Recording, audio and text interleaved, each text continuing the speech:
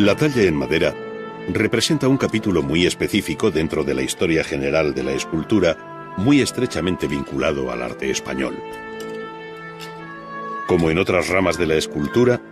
además del talento del maestro se requiere un verdadero equipo de trabajo, pues son varios los oficios que allí intervienen, en especial si se trata de escultura policromada. Maestros, oficiales y aprendices formaron los talleres donde muchas veces fueron vínculos familiares los que dieron una callada cohesión interna al trabajo, transmitiéndose el oficio, sus secretos y recetas de padres a hijos.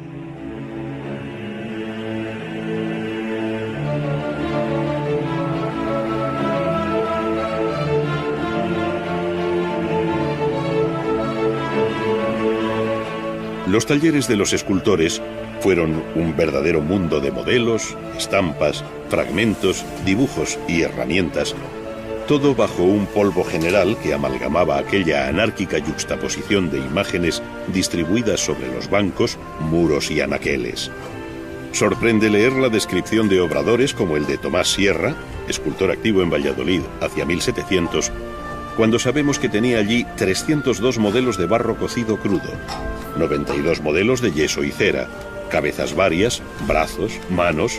más de 3.000 estampas, 3 bancos de taller y un potro de madera, 10 hembras y 4 gatos de hierro, garlopas, cepillos, prensas, sierras, tenazas, 100 gubias y formones, limas, martillos, barrenos, escofinas, una escoda, cinceles, 2 compases de latón y 1 de hierro, cartabones, escuadras, codales, reglas y una serie interminable de objetos de la más diversa procedencia y uso que permitieron a su dueño atender a la numerosa clientela que conoció, cuyos encargos fueron de carácter religioso.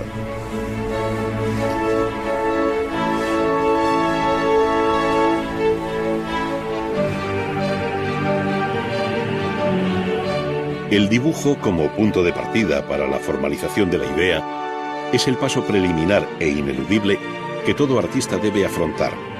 Y así, tras unos primeros tanteos y bocetos, se decide a plasmar la obra imaginada en un dibujo definitivo de gran tamaño. Allí queda fijada la composición general, las actitudes, gestos y expresiones que poco a poco permiten al autor identificarse con su nueva obra, reconociéndola como propia. No solo son las formas cuyos perfiles corrige y asegura constantemente, sino que incluso cambiando de lápiz, añade algo de color, da leves toques de luz, subraya las sombras y de este modo el incipiente modelado se va haciendo cada vez más firme hasta que al final resulta un dibujo de inequívoca naturaleza escultórica.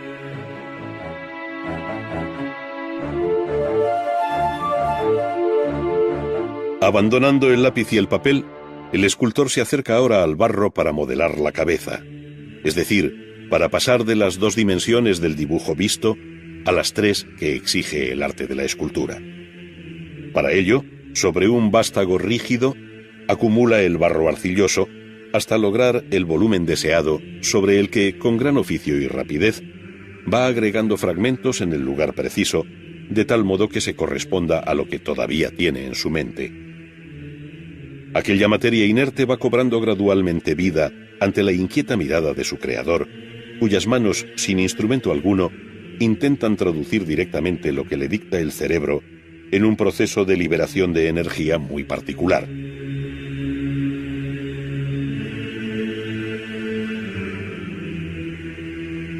Aquel boceto en barro, cuya humedad y frescura hay que conservar a todo trance para poder seguir trabajando en él, conoce después una larga fase de cuidadoso modelado que se va apurando hasta que el escultor considera ya terminada la obra. Los instrumentos que maneja no pueden ser más sencillos y modestos, pues se trata de unos llamados palillos, cuyo perfil sinuoso y con cabezas distintas le permiten apurar el modelado. Con la parte punzante, dentada o roma del palillo, profundiza en el barro, elimina pequeños fragmentos, acaricia las superficies, abre surcos en el cabello y barbas, sin renunciar en un momento determinado a rápidas correcciones con los propios dedos, para volver de nuevo al más sutil toque de los palillos. De aquí saldrá el modelo definitivo para pasarlo a la madera. Al igual que la cabeza, también los brazos, las manos y otras partes del cuerpo se trabajan por separado, siguiendo análogo proceso hasta su ensamble final en la figura completa.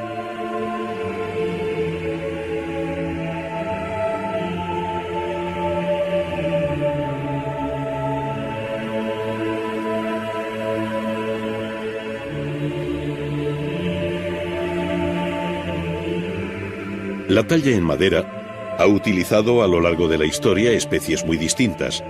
desde el socorrido y dulce pino hasta el noble nogal,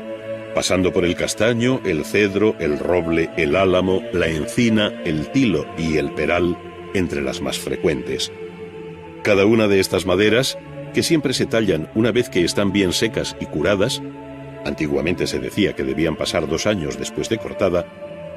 tiene sus propias virtudes en cuanto a dureza, vetas, nudos y fibrosidad, siendo más fáciles de trabajar unas que otras. Para ese cometido, el escultor emplea fundamentalmente la gubia, un sencillo instrumento que apenas se ha cambiado a lo largo de la historia, con una boca afilada de huella angulosa o curva, más o menos abierta y más o menos grande, según convenga en cada caso,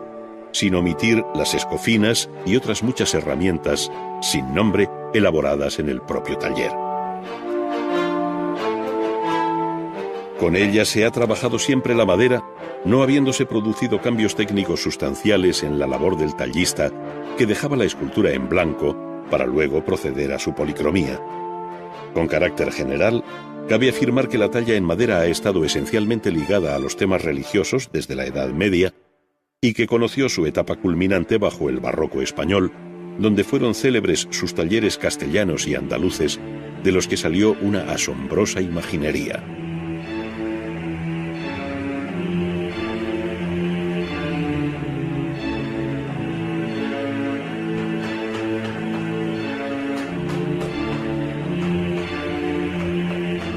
Una vez elegida la madera y fijado el volumen del que saldrá la cabeza a partir del modelo en barro,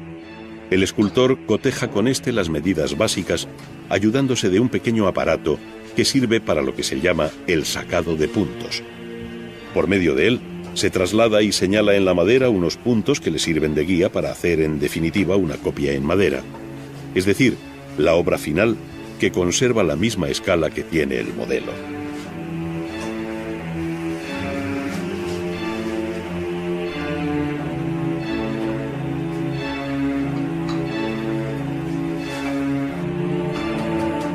Con una gubia de boca curva, llamada de media caña por su perfil, y ayudándose de una maza, comienza a restar material al taco de madera, procediendo por igual en todos sus frentes hasta que comienzan a emerger las formas singulares de su relieve.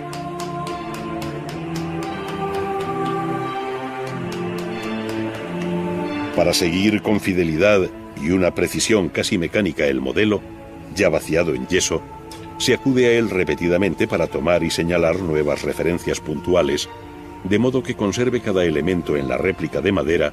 no solo la misma situación, sino que tenga análogo relieve, pues con la toma de puntos lo que se mide es la profundidad a la que se debe llegar con las gubias.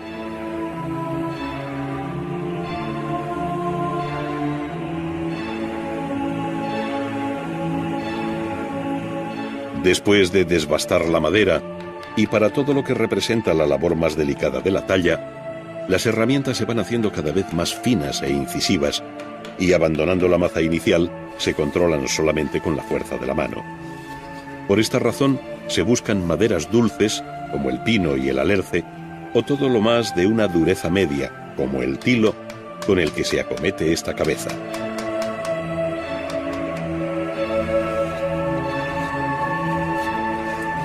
Puede observarse cómo, según avanza el trabajo,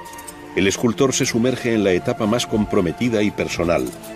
pues abandonando el sacado de puntos, se enfrenta a los pasajes más difíciles de su obra, donde un error resultaría irreversible. Son los detalles del ojo con el lagrimal, es la expresión de la boca entreabierta que profundiza con una gubia curva y un cañón de codillo para asegurar una zona de cerrada sombra, es decir, toda una serie de recursos plásticos que serán decisivos en la expresión última de la cabeza. Gradualmente, la familia de las gubias es sustituida por la de las escofinas, algunas de ellas de un tamaño verdaderamente minúsculo,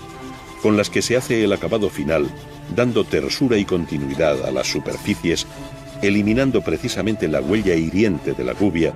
y creando en definitiva el tejido epidérmico sobre la supuesta masa muscular.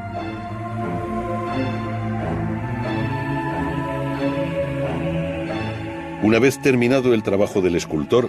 comienza el del pintor, para lo cual hay que preparar o aparejar la madera.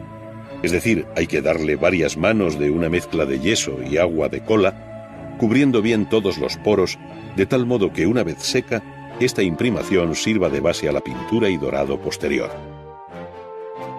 Paradójicamente, y a distancia, la cabeza de madera parece ahora una obra marmórea. Pero pronto comenzará a cobrar vida a través del color, pues la imaginería española de tradición barroca tuvo un anhelo realista que recogen los propios contratos de obra como una exigencia más,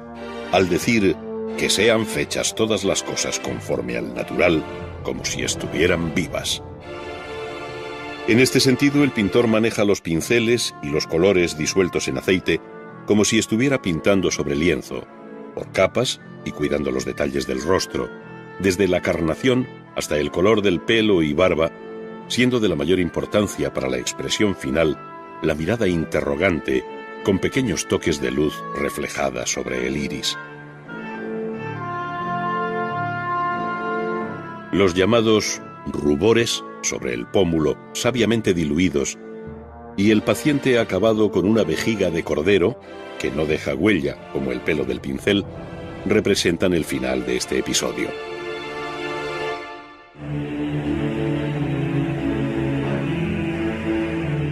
Tan solo resta mostrar algo que se identifica de un modo muy significativo con la historia de la escultura española: la técnica del estofado, esto es, la utilización de panes de oro que enriquecen de un modo muy original la escultura, bien por transparencia, bien porque luego se le hace aflorar. Los costosos panes de oro, cuyos quilates también se suelen especificar en los contratos, se van adhiriendo cuidadosamente a determinadas partes de la escultura, normalmente a las ropas. Luego se bruñen con piedra de ágata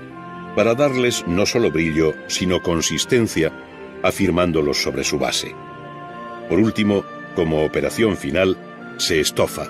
es decir, se pinta al temple de huevo sobre el oro, y una vez seca esta capa de pintura, se araña con un punzón de madera de boj, con el que se deja visible el oro dibujando los motivos deseados.